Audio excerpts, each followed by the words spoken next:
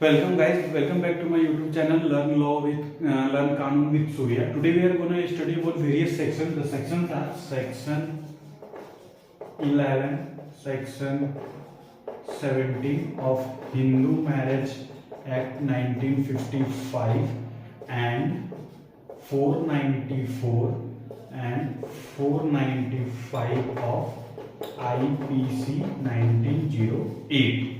These are the sections we are going to study today, and I will tell you how to connect these sections and how these sections are interconnected with each other. This is from Hindu Marriage Act 1955 and this is from IPC 1908. हम ये बता देंगे आप लोगों को कि ये दोनों सेक्शन आपस में कैसे इंटरकनेक्टेड है. धीरे धीरे करके एक एक सेक्शन करके हम लोग बाइफरकेट करके पढ़ेंगे. चलिए हम लोग इसकी स्टार्ट करते हैं. हम लोग सबसे पहले बात करते हैं सेक्शन नंबर 11 का. Section number 11 of the Hindu marriage act क्या बात करता है? Section number 11 of the Hindu marriage act talks about void marriages. Void marriages क्या होता है?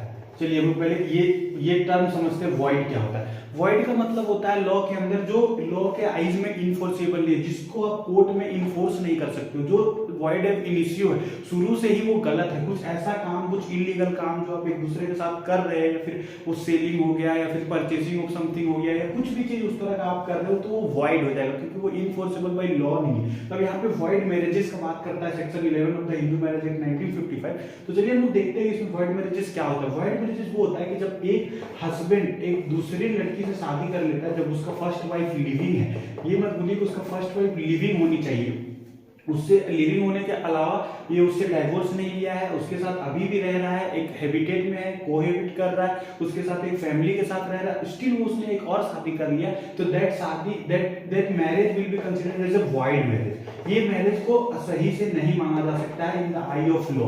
ये मैरिज वॉइड मैरिज हो जाएगा. वॉइड एब इनिशियो जो मैंने थोड़ी देर पहले आप लोगों को समझाया था, स्टार्टिंग से ही ये मैरिज गलत है क्योंकि at the time of his second marriage her first wife is living और also he is not divorced from her first wife. इसने ना तो डाइवोर्स लिया था, ना तो ये कहीं मरी हुई थी, कुछ भी या डेथ हुआ था इसका. इसके रहते इसने शादी कर लिया, इसलिए ये मैरिज जो हो जाएगा वॉइड मैरिज हो जाएगा. बेसिकली मैं इन सब चीजों का इसलिए बात कर रहा हूँ क्योंकि हमारे इंडियन सोसाइटी में एक बहुत बड़ा मिथ है कि अगर एक हस्बैंड, जैसे एक लड़कों को प्रोस्पेक्टिव से मैं बोलता हूँ, एक हस्बैंड जब दो शादी कर लेता है तो उसको लगता है पता नहीं उसको कोई भी जेल भेज सकता है, कोई भी सोसाइटी का एक पर्सन या फिर कोई भी एक रैंडम पर्सन जाके पुलिस में कंप्लेन कर सकता है और वो बंदा जेल चला जाएगा. तो इस आज ये जो मिथ है ना, इस मिथ को मैं क्लियर कर दूंगा. जब एक हस्बैंड एच नाम का एक हस्बैंड है, जब वो दो वाइफ से शादी करता है, वाइफ 2 एंड वाइफ 1, तो इसके खिलाफ जो केस ब्रॉट अप किया जा सकता है ना कोर्ट में, पुलिस में, किसी के पुलिस स्टेशन में पहले जाएगा, पीएस में जाएगा, फिर कोर्ट में जाएगा. तो अगर इसके अलावा अगर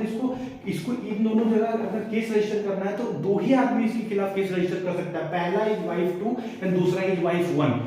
इन दोनों के अलावा कोई भी थर्ड पर्सन जाके केस ब्रॉट अप नहीं कर सकता है कोर्ट में कि ये बंदे ने 2 शादी किया है, ये बंदे ने 3 शादी किया है, ये 4 शादी किया, ये आप नहीं कर सकते हो.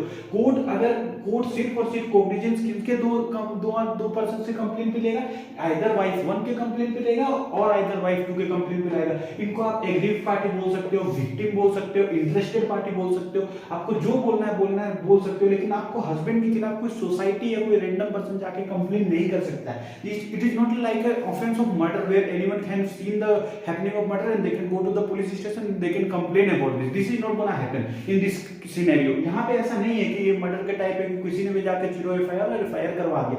यहाँ पे अगर हस्बैंड को किसी को सजा कराना है तो वो सिर्फ और सिर्फ 2 आदमी करवा सकते हैं, आइदर वाइफ 2 और वाइफ 1. इन दोनों के अलावा कोई भी हस्बैंड को पुलिस स्टेशन के कोर्ट में नहीं लाके खड़ा कर सकता है, प्रोसिक्यूट नहीं कर सकता है. फर्दर हम लोग अगर इसको देखना चाहेंगे तो हस्बैंड जब भी हस्बैंड को ब्रॉट अप करेगा तो वही 2 पर्सन करेगा, उसके अलावा नहीं. अगर इसका वाइफ 1 और वाइफ 2 कोर्डियली रह रही है आपस में और दोनों एक दूसरे के साथ खुशी रह रही है और तीनों आपस में साथ में रह रहे हैं, तो अगर ये दोनों कंप्लेन नहीं करती तो he will not gonna jail because ये क्राइम है. वाइफ 2 जो है वो कभी से भी लीगली इंटाइटल्ड वाइफ नहीं होगी, उसको लॉ में पार्टीशन में उसको नहीं मिलेगा, उसको चाइल्ड कस्टडी नहीं मिल सकता है, उसको लॉ इंटाइटल नहीं करेगा, इसको कभी भी वाइफ कंसीडर नहीं किया जाएगा क्योंकि section 11 of the Hindu marriage act के अंदर साफ साफ लिखा हुआ है कि अगर सेकंड मैरिज करता है तो सेकंड वाइफ को वाइफ का दर्जा नहीं मिलेगा, that is a void marriage from starting.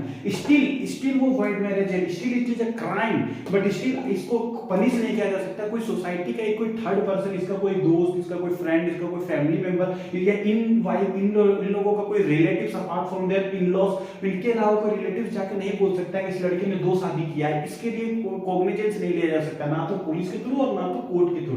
अगर कॉग्निजेंस लेवाना है तो फिर सिर्फ और सिर्फ वाइफ 2 या wife 1, the interested party, the aggrieved party जो मैंने बताया था, इन दोनों के अलावा कोई नहीं ले सकता है।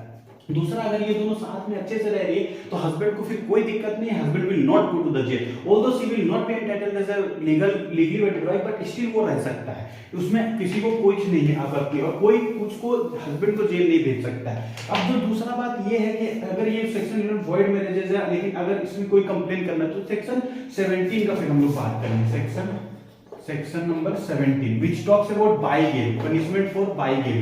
तो यहाँ पे हम लोग पनिशमेंट फॉर बाइगेमी का बात करते हैं कि बाइगेमी क्या होता है। बाइगेमी का पहले हम आपको मतलब समझाते हैं कि बाइगेमी का मतलब क्या है। बाइगेमी का मतलब होता है 2 शादी करना। जैसे आपने एक शादी किया, हम लोग का हिंदू में जो हम लोग का है वो मोनोगेमी, हम लोग को मोनोगेमी के बारे में बात किया गया है कि हम लोग मोनोगेमी एक ही शादी कर सकता है, हिंदू जो है वो एक ही शादी कर सकता है। लेकिन अगर 2 शादी करता है तो वो बाइगेमी का टर्म होता है। बाइगेमी करना is a crime in Indian marriage और हिंदू मैरिज में जो भी शादी करता है, not in Indian marriage sorry, but अगर वो बाइगेमी करता है जैसे हिंदू मैरिज तो उसको बाइगेमी बोलते हैं। तो अगर उसने 2 शादी कर लिया तो और फर्स्ट वाइफ या सेकंड वाइफ एग्रीड है उसमें, जो मैंने आपको शुरू में ही बताया था, उन दोनों के अलावा और कोई कंप्लेन नहीं कर सकता है।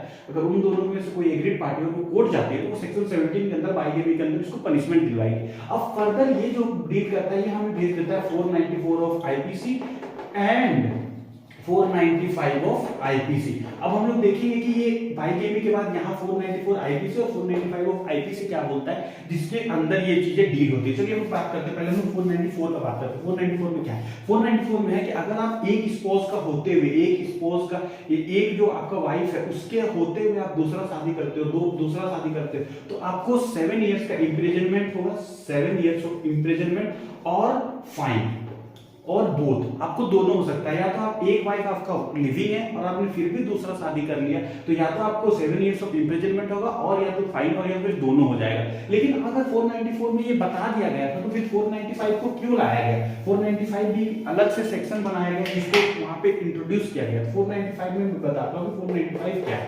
मैं 495 में आपको बताना चाहता हूँ 495 इज बेसिकली एग्रावेटेड फॉर्म। अब हम पहले आपको एग्रावेटेड का मतलब बताते हैं। What do you mean by aggravated? Aggravated is something which is done in exceeding manner, जहां पे आपने उसको एक्सीड करके करा हो। सपोज दैट आपने एग्रावेटेड का मतलब है जैसे आपने शादी तो कर लिया, फर्स्ट वाइफ का रहते आपने सेकंड वाइफ ले आया, एक हस्बैंड नाम का जो व्यक्ति है वो फर्स्ट वाइफ की उसका लिविंग थी, उससे डाइवोर्स नहीं लिया था, वो मरी नहीं थी, वो डेथ नहीं की थी, स्टिल आपने दूसरा शादी कर लिया which is second marriage which is void section 11 के अंदर, और उसने सेकंड मैरिज जो फर्स्ट वाइफ है उसने उसको सेक्शन 17 के अंदर बुक कर दिया। और 494 जो मैंने थोड़ी देर पहले डिस्कस करा था उसमें मैंने आपको बताया कि इसको तो सजा हो जाएगा 7 years of imprisonment, but still यहाँ पे हम लोग को क्यों इसका क्यों जरूरत पड़ा 495 का? ये एग्रावेटेड फॉर्म में, एग्रावेटेड फॉर्म मतलब इसने क्या करा कि इसने शादी तो कर लिया, ना तो इसने फर्स्ट वाइफ को बताया कि मैंने दूसरी शादी कर ली और दूसरी वाइफ को भी नहीं बताया कि मैं पहले से शादीशुदा हूं, और दोनों के साथ कोहेबिट कर रहा था अदर प्लेस में। बेसिकली ये कंसील कर रहा था फैक्ट, ये is concealing of the fact. यहाँ पे जो फैक्ट था उन दोनों से, इन दोनों को परिचय रखा था, ना तो इसको बताया कि हम शादीशुदा हैं, हम दूसरा शादी कर रहे हो, ना इसको बताया कि हम शादीशुदा, दोनों के साथ इक्वल टाइम पे कोहेबिट कर रहा था। पार्ट ऑफ टाइम उसको दे रहा था, पार्ट ऑफ टाइम इसको दे रहा था, और इसी तरह से कंटिन्यू कर रहा था। तो ये एग्रावेटेड फॉर्म हो गया। इस सेक्शन नंबर 494 में तो एक बार फिर उसको मिनिमल व्यू से देखा जा सकता है कि चलिए एक वाइफ का होते दूसरा वाइफ के साथ शादी कर लिया तो स्टिल वो एक मिनट के लिए कोर्ट उसको समझता है और कम सजा देता है। 7 इयर्स ऑफ इम्प्रिजनमेंट डिफाइंड है, उससे ज्यादा नहीं दे सकता कोर्ट भी। लेकिन 495 में तो वो कंसील कर रहा है, उसको अच्छे से नॉलेज है कि मेरा सेकंड वाइफ के साथ हम रह रहे हैं और फर्स्ट वाइफ के साथ भी रह रहे हैं और दोनों से एक दूसरे को छुपा रहा है और उसको कंटिन्यू कर रहा है, तो that is aggravated kind of offence. और यहाँ इस ऑफेंस को कमिट करने के लिए उसको 10 इयर्स ऑफ इम्प्रिजनमेंट हो सकता है और फाइन भी हो सकता है, और self also liable to fine और बोथ, और दोनों हो सकता है। यहाँ पे ये कानून और लॉ और लेजिस्लेशन ये दर्शाना चाह रहा है कि अगर आप एक ऑफेंस करते भी हो तो आप वहीं पे रुक जाओ, ना कि उसको बढ़ाने की कोशिश करो। 494 में अगर आप दूसरा शादी करके रुक जाएंगे तो आपको 7 ईयर्स इम्प्रिजनमेंट होगा। लेकिन अगर आप उसको एग्रावेटेड फॉर्म में करेंगे, आप दोनों वाइफ से कंसील कर रहे हो, उन लोगों के फैमिली से कंसील कर रहे हो, उस चीज को और कंटिन्यू आगे बढ़ाया जा रहा है, तो आपको 10 ईयर्स ऑफ इम्प्रिजनमेंट होगा, फाइन होगा और दोनों बोथ भी हो सकता है। तो ये सब कीजिए। लेकिन मैं एक मिथ आप लोगों को बहुत क्लियर कर देना चाहता हूँ कि हस्बैंड को अगर जेल जाना है तो उसका फर्स्ट वाइफ और सेकंड वाइफ इन दोनों में ही से किसी को कंप्लेन करना होगा, अदरवाइज वो जेल नहीं जा सकता है। दूसरा जो चीज मैं बोलना चाहता हूँ ये है कि अगर कोई हस्बैंड अगर कोई शादी कर लेता है तो आजकल क्या हो रहा है, हिंदू में अगर किसी ने 2 शादी कर लिया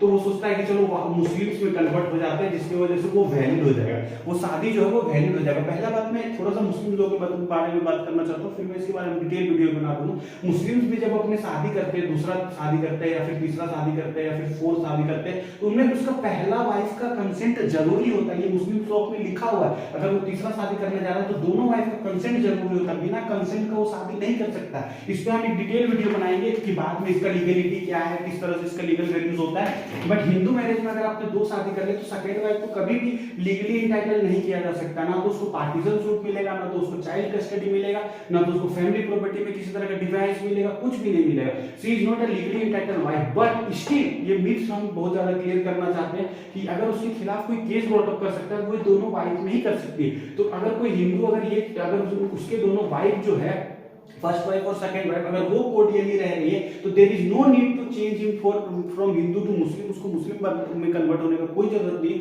वो हिंदू रहते हुए भी वो इंसान उसके साथ शादी कर सकता है और तीनों आपस में साथ में रह सकते हैं। कोई सोसाइटी, कोई रैंडम पीपल जाके कोर्ट में कंप्लेन नहीं कर सकता है। और मुस्लिम लोग के बारे में मैं और लॉन्ग डिटेल में वीडियो बनाऊंगा कि उन लोग का लीगलिटी क्या होता है और कंसेंट क्या होता है। मुस्लिम law is not at all bad law, वो उसमें सारी अच्छी अच्छी बातें लिखी, वो मैं बाद में आपको डिस्कस करके डिटेल वीडियो में बताऊंगा। बट अभी के लिए इतना ही। Thank you. Please guys like share and subscribe and please share. Thank you.